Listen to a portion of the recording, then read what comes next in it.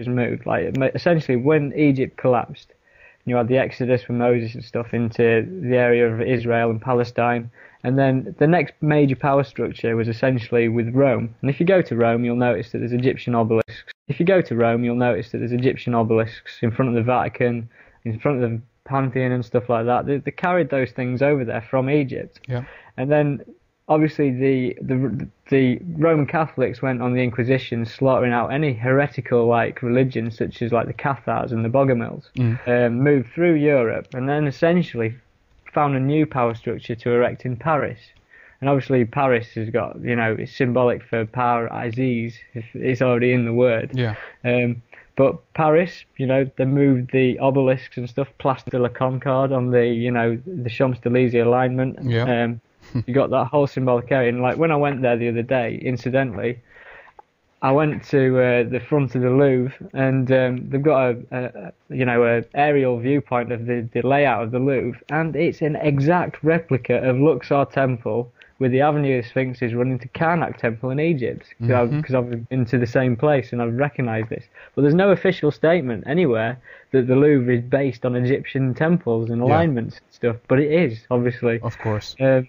So this power structure, then once it had done in Paris, it decided that it wanted to find the new like centre of power, and it moved to London. And if you go to London, they've got an obelisk and stuff like that. You've got Big Ben.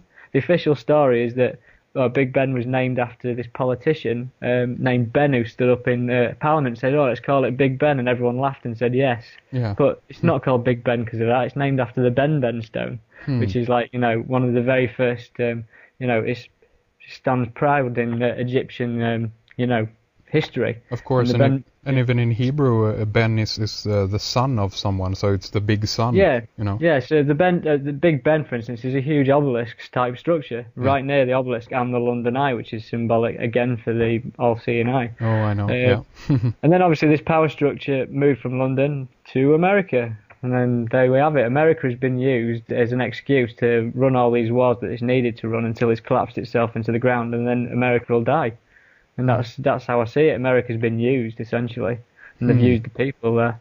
Well, and that's also an interesting point. I mean, there's so much to touch upon on that, but just to be brief about it, even the fact that I think that they want that if we talk about America as an experiment, if you will, and much in the same way that we can look at the Soviet Russia as an experiment, but or communist Russia, but they might have wanted a certain kind of stock, if you will, of people or a certain type of breed, those who were willing to draw out the roots from their own country and just leave and have a certain type of mentality.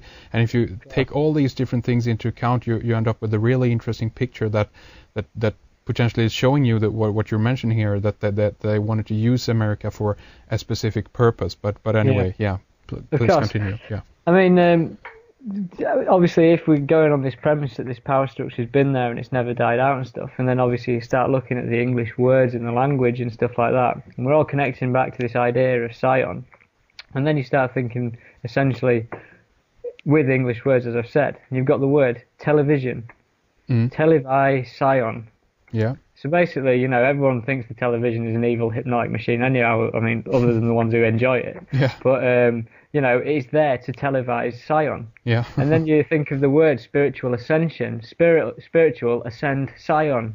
It's the same, it's in the words of what we use. Yeah. Like, do you know what I mean? Yeah. It's endemic and it's there, you can't get away from it. Of course. And vision or eye Sion, that's even the eye in there, because it has to do with visualization or to see something, so. Yeah. But this is where, like, I can start to, like, wrap this thing up slightly. Yeah. Is that if you look at it, it starts becoming apparent that it's more to do with just, like, for instance, it's more to do than just someone hijacking a power structure and keeping it like in control. It's almost like it's to do with material reality itself. It starts to feel like that it's coming from something that's if you think of us as souls and spirits trapped in matter, then like this is where I'm starting to like perceive things in the sense of if you look at all religious figures throughout history, every single one of these illuminated and lightened figures, every single one of them has a sun behind the heads. Yeah. Right, so sun worship, again. Yeah. And Christmas, for instance, you can't get away from Christmas. I mean, Matthew Deleuze talks about this stuff, and I recommend listening to Matthew Deleuze because he's a very intelligent man and he's a very, very special man. But Christmas, obviously, we're all driven into this worship of the sun at Christmas. You can't get away from it. If you've got kids or if you're related to kids, you need to be part of it. You know, we all buy into this Christmas thing. Christmas is sun worship. If you look at the tree that you've got in your living room, you know, it's like the tinsel is a serpent. You've got an all-seeing eye at the top. You've got a bloody pagan tree, you know, pyramid thing that's sat in the corner of your room. Yeah. And then Easter, obviously, again, it's more sun worship. And when kids, for instance, are all wanting the Easter eggs and stuff, it's nothing to do with the fact they're eating chocolate. They're buying into a ritual. They're buying into more sun worship, whether you look at it or not. Yeah. And the same goes with, like, for instance, crematoriums that haven't got any kind of religion tied to them. If you look at crematoriums, there's sun symbolism at crematoriums. You look at number 10 Downing Street, and above the number 10, there's a sun symbol, like above the, you know, the centre of where our Prime Minister resides.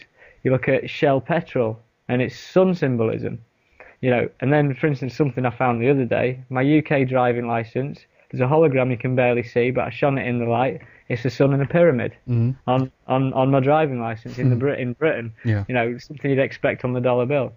And so all I can say is that essentially with this symbolism, when people don't realise what they're looking at and what they're buying into, this stuff is like taking spiritual energy away from them. I.e., it's, you know, they don't realise what it's doing. I don't know how to really put that into words, but it's like we've only got our five senses, and like we're aware of everything within those five senses. But much like with the, you know, the light spectrum, we're not aware of what microwaves and X-rays and infrared rays and everything are doing. There's stuff we don't understand, and like our five senses are a filter. Yeah. And it's almost like that these symbols that have all been like fed with energy from, you know, if it was like a talisman, like they feed the energy from the stars in ancient Egypt, that's how they used to do it.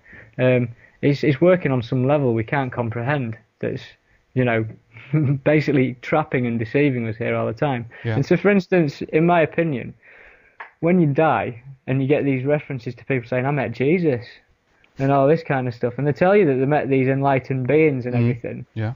Because they're so familiar with this symbolism, because they haven't asked what it's all about or anything like that. It's almost like if you, for instance, meet Jesus when you die and you go with him, and he'll tell you can be a lawyer next time, and he'll send you back around again. Right. Do you know what I mean? It's like you're encapsulated in this, as the Tibetans believe, and Tibetan is the New World Order religion, in my opinion. They believe in reincarnation, and so the reason why the reincarnation happens is if you're still duped by this symbolism when you go through. Do you know what I mean? Yeah. You need to be able to stop, like, you know, believing that this symbolism is here to help you, because it's not. And my opinion is that what's going on is this material reality, whatever we're related in, it's much like the Gnostics believed, and in the sense of the Gnostics believed that there was a creator of the material universe, but they never ever, like, you know, saw their creator as the supreme being or the god, if you like. The creator was a malevolent force of sorts, keeping us all entrapped in this matter, preventing us from being what we really are. And like the Gnostics used to say, when they died and they met the creator, they used to say, you know, you're not my god, I'm a Gnostic. And essentially that's when they believed that they had moved on from everything. And it's almost like it's the same principle. I mean, they tried to wipe out the Gnostics, did the Roman Catholics, but it's the same principle. Like, people, when this spiritual event happens in 2012, if this spiritual event happens, the obelisks and the pyramids and the symbolism will still be around everywhere. Do you know what I mean? Everyone might be ascended in a spiritual fashion and know about the seven chakras and stuff like that, but you're still going to be feeding your energy into the same machine. Of course. What you're talking about here, as far as I can pick up on here, is that you're talking about that you need to become smart, or you need to be able to interpret all of the symbols and what it does to you. Not only that okay, we have sun symbolism everywhere, very good, but what actually does it mean? Where does it lead you, and so forth? And in what way are they using it on us? Because in many cases, I can also see that.